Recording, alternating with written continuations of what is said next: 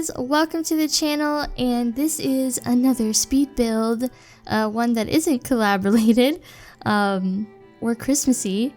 We are back in Building Newcrest, and yeah, it's been a while. It really has. A lot of you guys have requested that since, you know, if you're not familiar with my Building Newcrest series, I'll put a link down below so you can get caught up. But basically, I've been kind of building up all the worlds. So far, I've only done Magnolia Promenade, and I just have this lot and the one across the street from it in Newcrest, and then I'll be completely done with Newcrest, and I'll be able to provide, you know, the downloads for this part of Newcrest. The other lots are available on my Tumblr, if you're interested. But anyway, so I kind of imagined that Newcrest is a university town, and so a lot of you guys requested that I make a sorority and a fraternity. So I'm making a sorority right now, and I kind of imagine that this sorority and the university itself is kind of an older university maybe, and I think maybe these particular sorority and fraternity buildings are from the late 1800s or so. So I went with a Georgian inspired exterior and a very fancy interior, so definitely needs to be on the wealthy side to join this sorority. But yeah, so I was kind of curious, and I actually looked at history of fraternities and sororities. I personally, when I went to college, I didn't join one. I didn't really want to have anything to do with it. It's never really been something that I've been interested in, you know, and I didn't really go to a traditional college or university to, you know, have the opportunity to join one per se. But I know quite a few people who have enjoyed their time at a sorority or a fraternity, and I don't think that every sorority and fraternity has, you know, that bad reputation of, you know, just people being partiers and drinking a lot, and, you know, the terrible hazings for pledging and rush week and all that stuff. I don't know too much about it. But I do know that some are definitely not, you know, a stereotypical type of organization. But anyway, so the history about these organizations, before 1776 in the US, student fraternal organizations, they actually promoted scholarships and ethical conduct, which is kind of funny. They existed really only at Yale, the College of William and Mary, and the College of New Jersey. So after that, literary societies came into existence at pretty much every college and university in the US. So after 1776. So it's been a while. It's been a good long while that sororities and fraternity organizations have existed. Sororities, of course, existed later. It was only a male thing at first. And also these societies were formal, very formal, that often had really big assembly rooms in the colleges, and typically they existed in pairs, so the two competing organizations would actually compete against each other on campus. And at some colleges, students would even be assigned to a society by lot. And the literary exercises of these societies usually consisted of a debate, and the meetings were open to the public, and it was kind of like a community thing. In addition to a debate, members could also be assigned to original poems, essays, fiction, to both compose and deliver. And each society had distinctive meetings with more or less political, social, or religious discussion. No other Greek letter society was formed until the inception of Chi Delta Theta, which was a senior class society at Yale in 1821. The founding of the Adelphian Society, later Alpha Delta Pi, at Welsleyan Female College in 1851 was the mark of the first secret society for women.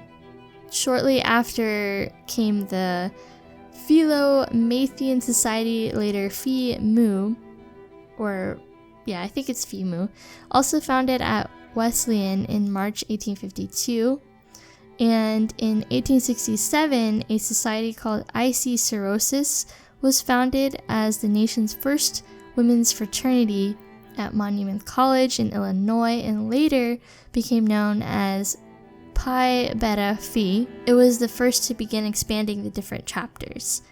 Sororities, from the beginning, had the difficult kind of objective of proving themselves, against their male counterparts, being a viable coeducational study, and that, women could perform academically as well or better than men while still maintaining those Victorian ideals of womanhood. So it was a pretty tall order, you could say, for women during this time, because they wanted to be involved in their own organizations and have the social aspect of it.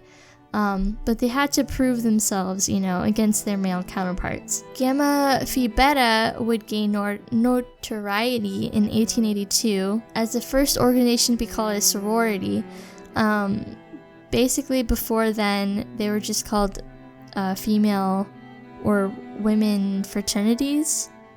So how that came to be is their advisor was a male Latin professor who actually created the term. The terms sorority and women's fraternity have always been kind of interchangeable, with some using the other as more of a formal kind of term for the organization.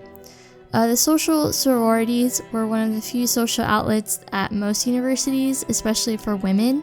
While enrollment had opened to women at most schools, student organizations like literary societies, student government, and other clubs were still free to restrict membership. So sororities were kind of the only place that was free to women to kind of have their own space and their own organization to be social with each other. The curriculum was pretty intense though, and mandatory religious involvements limited that free time for women, but the social sororities and social fraternities began a tradition of interaction and, a social togetherness that you kind of think of when you think of modern sororities and fraternities. And they would actually put together skits and plays for entertainment, hold events for singing and waltzing, and after the meetings were over, they held social events at the houses of the local members. So yeah, that's kind of a little bit of history with sororities and fraternities. I'll probably go into fraternities history a little more when I build one, but it's kind of interesting to note that, these existed as an outlet for women that they previously didn't have, especially, since they started going to university, getting a higher education. But at the same time, they still had to prove themselves against their male counterparts, which I feel like can still be an issue today that we're dealing with. But that's the history of it, and so most sororities have a kind of public study room. Oh, by the way, I was looking at really beautiful southern sororities that are really kind of old. There's a few in Georgia that were one of the first sororities to ever be in existence. So I was looking at some of those when I built this, and I've never been in a sorority, so I don't know for sure if all of this is accurate, but I wanted to make sure that it had a good feel about it, So this is the kitchen, and I wanted it to be really open and spacious, and there's kind of a formal dining room. where maybe they have special events or invite people over. So that's kind of what I was thinking for this. I think I ended up changing the layout a little bit. I put the stove into the middle island there instead. And whenever I think of a a sorority or fraternity, I think that they're kind of decorated in a very preppy way, especially the southern ones I was looking at for inspiration. So I kept everything kind of regal looking, and it's very expensive maybe to have your students stay here, join the sorority. So yeah, this is a formal dining, but I didn't want it to be too formal, so I added these really cute chairs from Cats and Dogs. And yeah, I thought that looked kind of nice there in little buffet, chest of drawers there in the dining. I read that in a lot of the common rooms for a sorority or a fraternity is that they'll display not artifacts but like things that the sorority has accomplished, either as an individual based or as a group based. So they'll display trophies, or maybe like if some of the sorority girls are in like competitive rowing or something, they'll have an oar on the wall. So yeah, so I put some of the trophies in the common like study room area, and this room here is for the sorority leader. I don't know what the title is officially, but this is where she would meet, new recruits or new initiates, and maybe meet with other people that she needs to meet with. So yeah, this is like her personal like office, and I wanted to put some old portraits of maybe the founders of this sorority. That'd be kind of cool. So yeah, so this room at the top of the stairs, I was thinking it could be like a shared study for the girls who aren't initiated yet. So actually the study that's downstairs would be more like a private study for the leader of the sorority as well as the girls who are already members. So this would be just like, a regular study that the other girls can hang out in before they're sworn in, or however that works. I thought that this would be a good skill building room, but I ended up getting rid of the easels and all of that, and I just put another seating area here, which leads to the balcony in the front. I thought that the Cats and Dogs items looked really good in this build. I used quite a bit from that pack, I believe, but yeah, so then now I'm just kind of laying out where the bedroom should go. There's 4 rooms, and 3 of those rooms have single beds that share the room, and there's one double bed for the leader of the sorority. So she gets the extra special room all to herself. So that was the idea of it. I did kind of change up the layout a little bit, especially the bathrooms, but not too much. I just wanted to have a little bit extra room to play around with. But yeah, I think it turned out really nicely.